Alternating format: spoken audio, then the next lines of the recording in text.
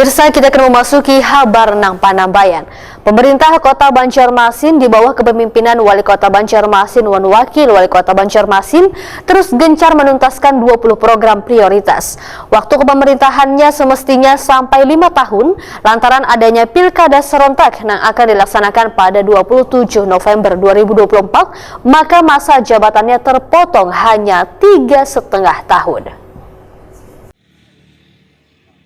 Pemerintah Kota Banjarmasin di bawah kepemimpinan Wali Kota Banjarmasin Ibnu Sina dan Wakil Wali Kota Banjarmasin Arifin Nur terus gencar menuntaskan 20 program prioritas.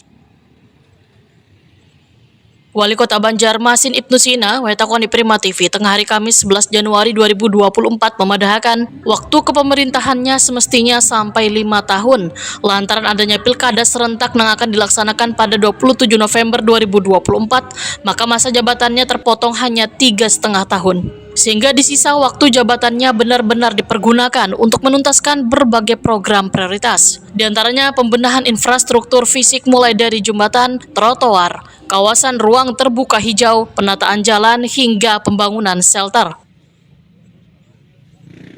Sedangkan untuk penyelesaian pembangunan infrastruktur terus diselesaikan dengan menggunakan anggaran di APBD murni Wan Perubahan. Bisa kita tuntaskan ya 20 program itu.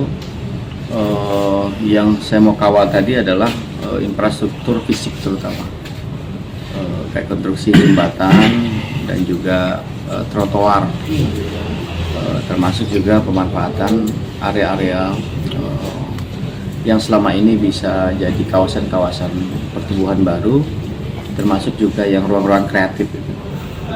Dan kemudian saya juga ingin memastikan bahwa anggaran untuk mensupport itu bisa dialokasikan di anggaran murni dan perubahan.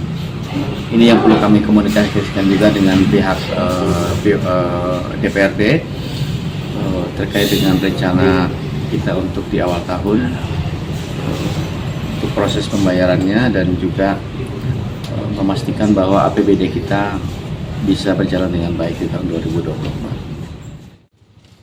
Ibnu Sina menyatakan pemerintah Kota Banjarmasin berkoordinasi dengan DPRD Banjarmasin terkait penyelesaian pembayaran sejumlah proyek yang belum terbayarkan di awal tahun 2024 ini.